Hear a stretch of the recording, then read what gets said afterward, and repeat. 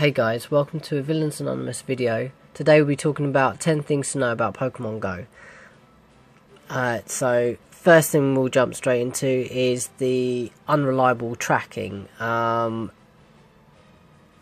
there are ways to know exactly when you found a Pokemon. Obviously there are vibrations, so you can feel, that they're right by you, but otherwise you can't really find them. There's no real way of tracking them unless obviously you see the little footprints, but there's no actual footprints on the map, so you kind of have to guess which direction they're in and walk about 100 meters before the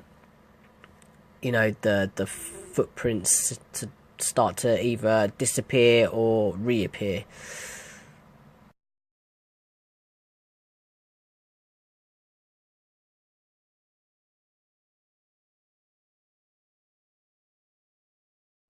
The second would be to evolve non-primary duplicates for XP. So you can take advantage of grabbing, for instance, me, I grab a ton of Pidgeys, as they seem to be all over my area, left, right and centre, and evolve them and get their XP. You get 500 XP for each evolution. And if you pair them with a lucky egg, you get 1000 XP, so you can level up real quick that way. And the third would be knowing when to invest in a Pokemon and when to hold off. So for instance, if you come across a level 16 CP Pidgey, you probably end up coming across a higher one being 34 CP or 36 CP or higher and higher. So you are better off saving your Stardust and your candy, and waiting until you come across a higher level. As I say, like I came across the other day 2 Eevees, one being around about 60 or 70 CP, and then I almost a good hour or so after I came across 100 CP. So it is just a good idea to hold off and wait until you're a little bit higher of a level to invest in Pokemon that you want to build up as such and use to fight in gyms and whatnot. And the fourth would be holding gyms. So if you hold the gym, you get a bunch of free stuff. So if you've got friends around you that are on the same team, great backup. So you can have people helping you in case there are harder opponents, and you might not have the Pokemon strong enough to get into those gyms. Or beat the gym, should I say. And that would bring us on to the fifth, which would be you'd have to beat the gym multiple times, basically beating the rival team multiple times. And again, if you've got a team of people with you to back you up, that would be, a lot easier to do. You can usually do beat the gym 2 or 3 times and make it becomes neutral, and then you can assign a Pokemon which would defend that gym, and again you get free stuff. And for the sixth, nothing tracks when the app is closed, which is a real pain in the ass and a massive drain on our phone batteries. I mean, there's probably a good reason behind why they haven't done that, and that's probably because they really want to sell those wristbands that buzz when Pokemon are nearby. I believe they cost something around $35. I don't think we can get them as of yet in the UK, but that's fine, I guess. Yeah, so hopefully they might change that, and that the app can run in the background, saving a little bit of the battery. And then that brings us on to our 7th, which is basically, it's not very easy at all to cheat egg walking. I tested multiple things out on the eggs, and I found driving a car very, very slowly. It works slightly, but not very well, because I think it has like a speed limiter as such. So I've done it cycling. Cycling, on the other hand, works very well. I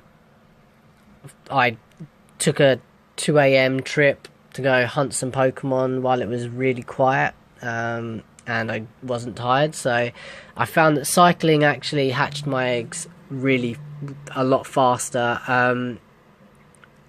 But again, it's a little difficult still.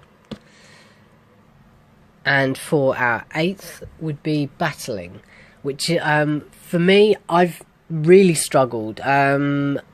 I found it really complicated, and I really didn't like the design. I heard other people complaining about it as well. It's got like a whole dodging system, so you're swiping left, right, and whatever else. But to attack the opponent, you also have to tap on them. And at first I didn't know this, so I was just swiping and looking for an option of an attack. It was only when I'd accidentally pressed the button, well, I say press the button, pressed the enemy that my Pokemon attacked, but the damage dealt was really insignificant in comparison to the amount of health that the enemy had. So yeah, the fighting is a little bit complicated. I struggled with it, and I still kind of struggle with it. And on to the 9th, which would be high level Pokemon actually require a little more strategy to catch them.